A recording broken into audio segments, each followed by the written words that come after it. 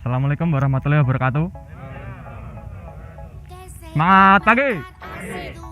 Alhamdulillah Pak, pertama-tama mari kita ucapkan syukur atas kehadirat Allah Subhanahu wa taala, karena berkat limpahan rahmatnya kita semua dapat berkumpul dalam acara Safety Talk pada pagi hari ini dalam keadaan sehat walafiat.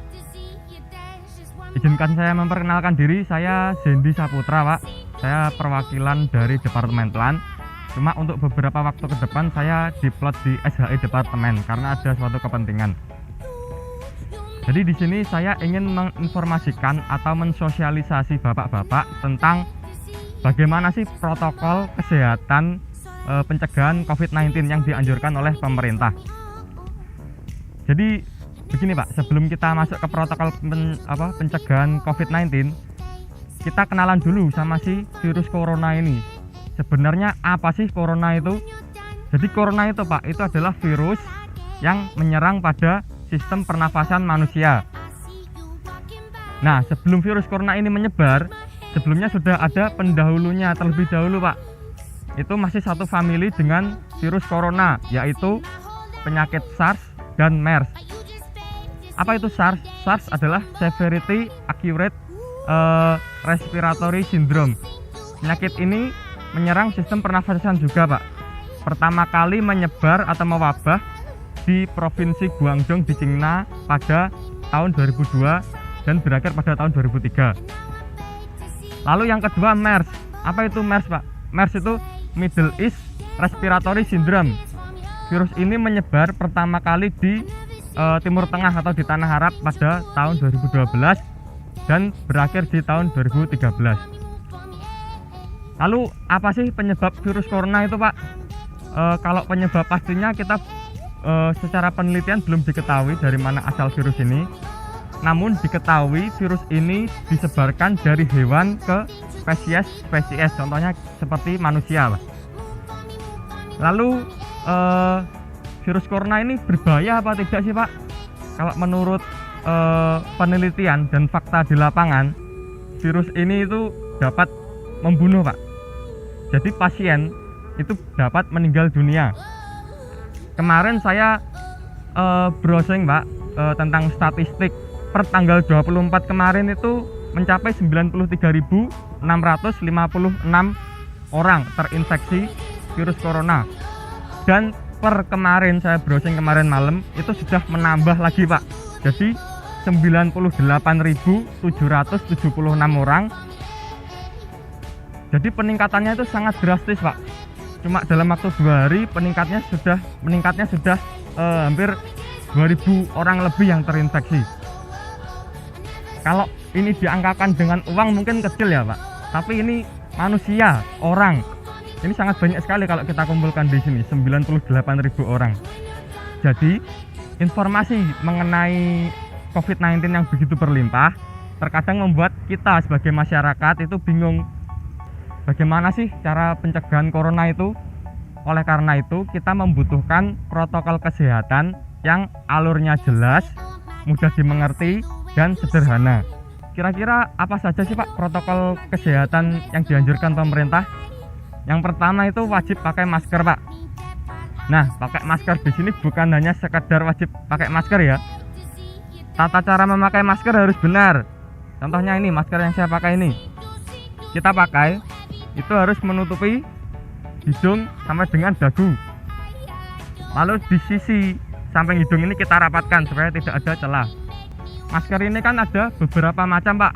Ada masker medis, masker kain, dan masker N95. Sesuai untuk peruntukannya, kalau kita sebagai masyarakat kita cukup memakai masker medis atau masker kain. Sedangkan untuk petugas medis yang berkontak langsung dengan pasien corona itu mewajibkan pakai masker 95.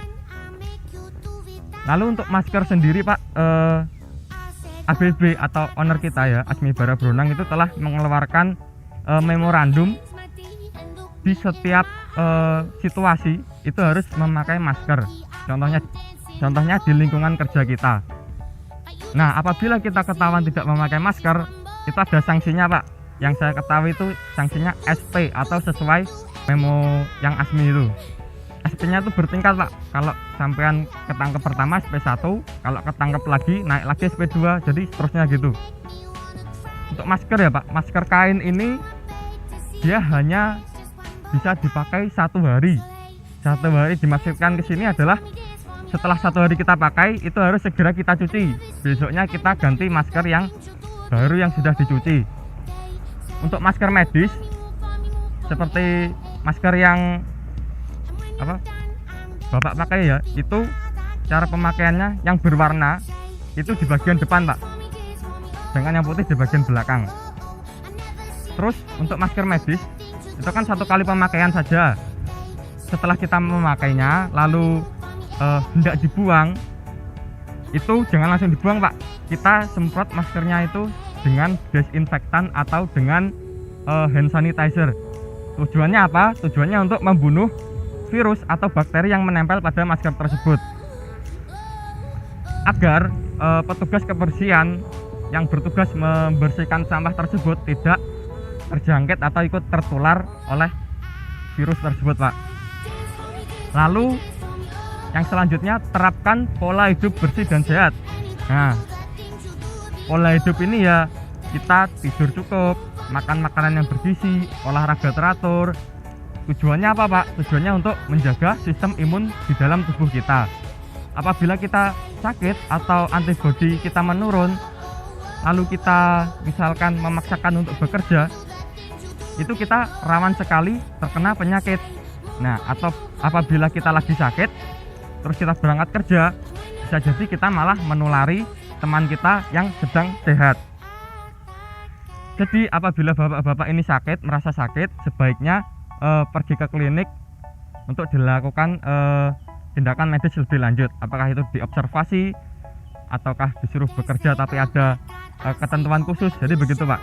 Selanjutnya adalah physical distancing Pak, atau jaga jarak, atau yang sudah kita lakukan ini berbaris dengan jaga jarak minimal 1 meter Pak. Terus selanjutnya adalah menerapkan etika bersin dan batuk yang benar. Kita kan sudah pakai masker, kalau bersin dan batuk otomatis kan muncratannya ke masker ya Pak ya. Tapi coba kita pelajari lagi ya Pak ya, kita batuk atau kita bersin itu kan ada tekanan udara yang tinggi Pak. Jadi kalau kita batuk jadi itu dia menyebar ke samping-samping sini Pak. Kalau kita bersin juga sama. Nah, etikanya kita bersin dan batuk adalah menutupnya menggunakan siku bagian dalam. Jadi begini Pak. Jadi kita batuk, kita tutup begini. Jangan pakai telapak tangan ya Pak ya. Kalau kita pakai telapak tangan, nah nanti virusnya atau bakterinya dapat menempel di telapak tangan. Habis itu dilap ke baju, nggak cuci tangan. Terus pegang temannya ya kan. Terus pegang makanan, dikasih ke temannya. Itu kan dapat menularkan virus secara masif ya Pak ya, atau cepat. Lalu yang terakhir adalah cuci tangan Pak. Kita sering-sering cuci tangan apabila bersentuhan atau setelah memegang benda di tempat umum. Jadi cuci tangan yang benar saya praktekkan Pak. Kita basahi dulu tangan kita terlebih dahulu, lalu kita tuangkan sabun, kita usap-usap telapak tangan, lalu punggung tangan dan sela-sela jari ya Pak ya. Lalu sela-sela jari bagian dalam, jempol diputar-putar. Ini Pak. Terus yang terakhir pergelangan tangan. Ini minimal dilakukan 20 detik supaya virus atau bakteri yang menempel di tangan kita tersebut benar-benar mati semua Pak. Jadi untuk bapak-bapak di sini saya menghimbau, apabila bapak bekerja atau di lingkungan mes, di luar mes, ataupun bapak nanti cuti atau di rumah, tetap terapkan protokol kesehatan Pak, karena orang-orang tercinta kita sudah menunggu di rumah. Jadi itu Pak yang saya bisa sampaikan pada pagi hari ini, semoga bermanfaat bagi kita semua. Akhir kata saya akhiri, wassalamualaikum warahmatullahi wabarakatuh.